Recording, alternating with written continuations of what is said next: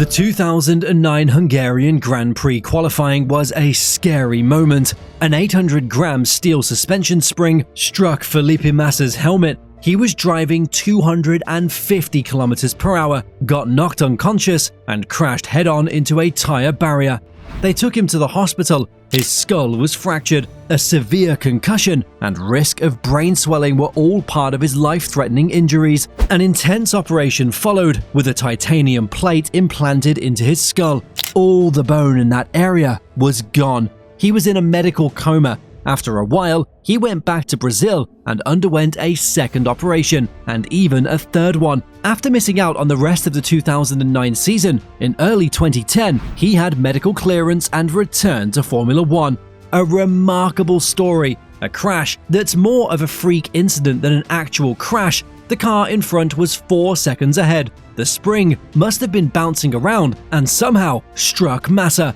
Luckily, we don't know what would have happened if the spring had hit his helmet 1 millimeter to the left or right. Would he have been blind, brain damaged, or even worse? What we do know is that this tiny element of a Formula One car invented safety measurements that would improve helmets forever. It's always after something severe happens, things change. That spring that penetrated Massa's helmet and visor exposed a vulnerable zone of the helmet, a part between the top of the visor and the start of the helmet structure. As I said, a freak incident that, unfortunately enough, happened. This critical vulnerability triggered the FIA and drivers. Questions were asked about safety and if something else needed to change. Helmets were very strong, but this part between the visor and the helmet needed a change. After extensive tests and reviews of several materials, they found the solution. In 2011, a Zylon material strip of 50mm across the full width of the visor made its debut. It overlaps 25mm on both sides to cover the vulnerable area, which was almost fatal 2 years prior to that day.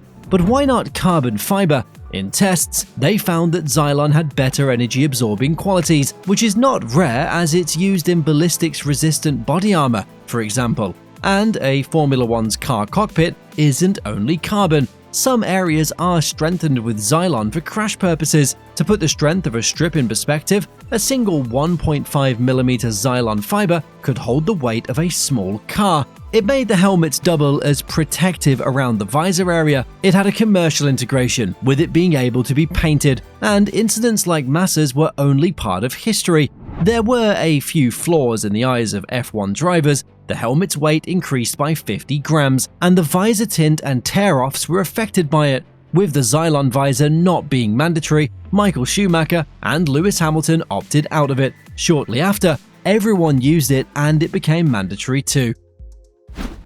This change wasn't the only one. The crash of the Brazilian triggered much more than the Zylon strip. The strip wasn't a permanent solution. It became the start of a safety revolution for helmets. However, before we go deeper into that part, the visor itself needed improvements. It was a 3mm thick polycarbonate that had great impact resistance and clarity. They improved ballistics testing with projectiles fired at it with 500 km per hour. Besides that, they needed it to be fire resistant too.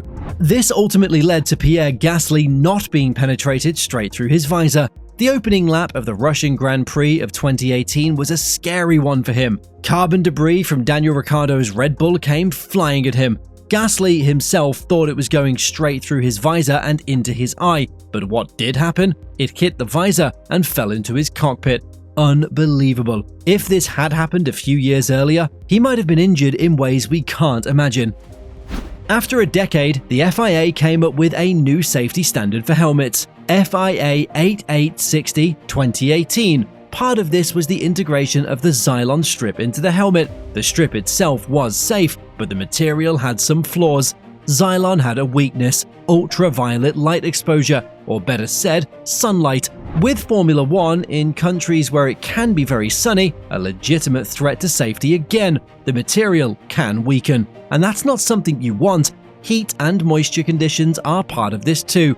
Driving in Singapore is then a risk. But this wasn't a problem for the major helmet manufacturers like Bell, Schuberth, and Ari. Together with the FIA, they successfully integrated the strip into the helmet shell. UV degradation was gone, and safety was still there. It also made the visor opening smaller, providing even more protection. But this wasn't the only part that got improved. Helmets got exposed to the so-called advanced ballistics testing, a direct simulation of the conditions of Felipe Massa's freak accident. They fired metal projectiles of 225 grams at the helmet at 250 kilometers per hour to make sure it could withstand the impact. It sounds just like something the army would do. And that's not the only thing that's a part of this new safety standard. It's one of the 14 tests a helmet has to endure. There are impact tests of a 10-kilogram weight falling on a helmet from 5.1 meters high, greater visor penetration tests, and even flammability tests up to 790 degrees Celsius. Those flammability tests got a real test at Bahrain 2020. When the Halo received the most attention, the helmet also played a crucial role. After his crash, his helmet protected him through 27 seconds in a burning cockpit. Once again, the 2009 crash saved another driver. If the helmet and visors weren't so fire-resistant, Roman Grosjean would not only have burns to his hands, he might have also died due to the heat coming into his helmet. We can only be thankful for that. Zhou Guanyu was protected too. His crash at Silverstone 2020 was also a very scary one, a crash that got everybody praising the Halo. But what about his helmet? It protected him while scraping over the asphalt.